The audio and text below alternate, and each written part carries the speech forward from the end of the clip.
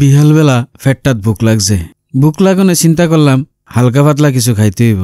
শুনছিলাম জেলখানা রোডে শহীদ ডিসি শামসুল হক রোডের মাথাত একটা ফুচকা দোকান আছে। এই ফুচকা দোকানটাত আজগা ফুচকা খাইতাম যামু। ডিসি সড়কের মাথায় যাইয়া দেখি যে একটা ফুচকা দোকান দেয়া যায়, নাম হলো ফুচকা বিলাস। আমি ফুচকা এত একটা পছন্দ করি না বা চটফড়ি এত একটা পছন্দ করি না, যার কারণে খুব বেশি একটা চটফড়ি বা ফুচকা আমার খাওয়া হয় না। তবু কুমিল্লা শহর বিভিন্ন জায়গাত ফুচকা খাইছি, চটফড়িও খাইছি। চিন্তা করলাম এইটা তাজগা দেহি ফুচকাটা কেমন লাগে, চটফড়িটা কেমন লাগে। যাইয়া দেহি আসলে আমি যে দূর চিন্তা করছি এইটা এর চাইতে অনেক বেশি। আমি মনে করছি হয়তো রাস্তার পাশে ভ্যান লইয়া ফুচকা বিক্রি করে, না, তারা রেস্টুরেন্টের মতো বিরাট স্পেস লইছে ভিতরে। ফুচকাটি তারা এই স্পেসের ভিতরেই বানায় এবং ভিতরে বসার জায়গা আছে। আসসালামু আলাইকুম। কুমিল্লার ভাষায় কুমিল্লার কথা কইতেও ভাল লাগে, শুনতেও ভাল লাগে। আমি এখন যেন আছি এটা হইলো এই জেলখানা রোডে, ঠিক ডিসি সড়কের মাথায়। এই যে পিছনে হইলো, পিছন থেকে রেস কোর্স থেকে এবং পুলিশ লাইন থেকে এদিক দিয়ে আসে। আর এই যে এই সাইডে হইলো জেলখানা রোড, জেলখানা, তারপরে ফৌজদারি থেকে এদিক দিয়ে আইয়ে। তো এই জায়গাটা তার ফুচকা দোকানটা, ভিতরে অনেক স্পেস, বাইরেও অনেক স্পেস। পিছনে দেখতেছেন অনেকেই বয়ে রয়েছে। তো চলেন দেখি তারার ফুচকা দোকানটা কেমন। ভিতরে বহনের জায়গাটা ভিডিও করতাম পারছি না, কারণ হেন যারা কাস্টমার আছে তারা যখন কইলাম যে আমি ভিডিও করবো তারা আপত্তি জানাইলো, যার কারণে আর ভিতরে ভিডিও করলাম না।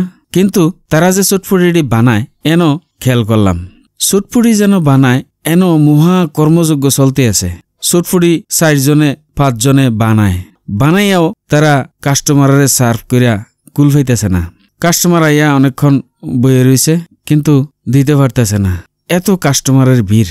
চটফড়িটা কেমনে বানায় কতক্ষণ ভিডিও করলাম, দেখলাম যে চটফড়ি বানানোর স্টাইলটা খুবই সুন্দর এবং পরিবেশনার স্টাইলটাও অনেক সুন্দর। ভিতরের ইন্টেরিয়রটা তারা আরো কাজ টাজ করব।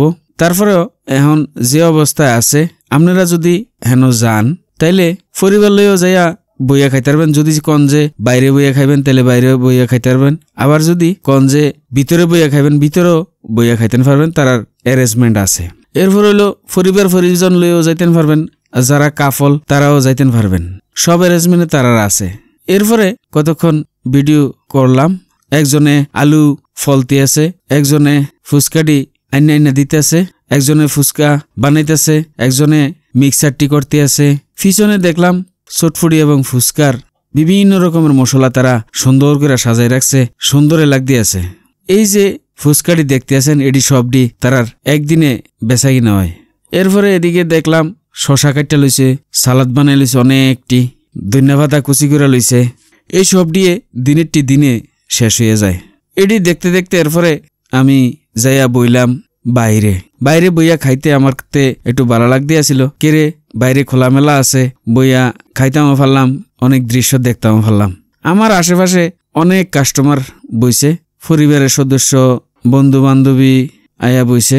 তারাতে অনুমতি লইয়া কতক্ষণ তারার ভিডিও করলাম। এই ফাঁকে আমার লেগা চটফড়ি আর ফুচকা বানাইতে আছে, আমি যেটি অর্ডার দিছি। তারা বানাইতে আমি এন খেরিয়া কতক্ষণ ভিডিও করলাম।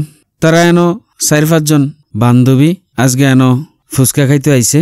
তারা আবার জিগেল আপনার ফেজের নাম কি? কইলাম আমার ফেজের নাম বেলাল ভাই কইতেই 2-3 জনে আইস দিয়ে উঠছে, কয় আজকে আপনার ভিডিওটা দেখছি। তারা আশাহাসি করণে আমার তো একটু ভালো লাগছে, কেরে তারা আমার ফেজের ভিডিও দেখছে এবং আমারে চিনছে। যাই হোক, তারার ভিডিও করতে করতে আমার অর্ডারটা চলে আইলো। প্রথমেই আইলো ডাবের পুডিংটা আমি আসলে কোনো সময় খাইছি না। একটা ডাবের পুডিং 60 টাকা খাইয়ে দেখলাম, খুবই ভালো লাগলো ডাবের পুডিংটা। একটা ডাবের ফ্লেভার প্লাস একটু মিষ্টি মিষ্টি ভাব। পুডিংটা খাওয়ার পরে এবার ফুচকা আইলো, ফুচকা খাইলাম। ফুচকাটা খাইয়ে দেখলাম আসলে ফুচকা বহু জায়গায় খাইছি, কিন্তু তার ফুচকাটা ফ্লেভারটাই অন্যরকম, খুবই ভালো লাগলো ফুচকাটা পুরোটা খাইতাম পারছি না, কয়েক পিস খাইয়া এরপরে চটফড়িটা লইলাম। চটফড়িটা খাইলাম, খাই দেখলাম যে চটফড়িটাও মজা, তবে ফুচকাটা বেশি মজা।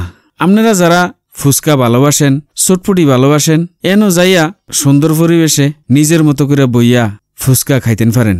আশা করি আমার মতো আপনারারও ভালো লাগবো, মজা পাইবেন। এনও যদি আপনারা যাইতেন চান জেন থেকে আইয়েন জেলখানা রোডে চলে আইবেন। এবার আপনি ফৌজদারি দিয়ে আইয়েন অথবা পুলিশ লাইন দিয়ে আইয়েন।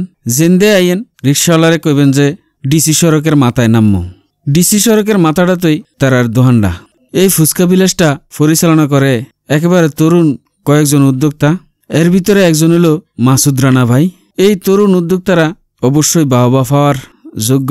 তারা তারার ব্যবসায় উত্তরোত্তর সফলতা অর্জন করুক এই কামনা করি। আজকের ভিডিও এই পর্যন্তই। ভবিষ্যতে আপনারা লগে দেখা হইব অন্য কোনো ভিডিওতে অন্য কোনো বিষয় লিয়া। এই পর্যন্ত আপনারা ভালো থাকেন, সুস্থ থাকেন, সুন্দর থাকেন আর বেলাল ভাই লগেই থাকেন।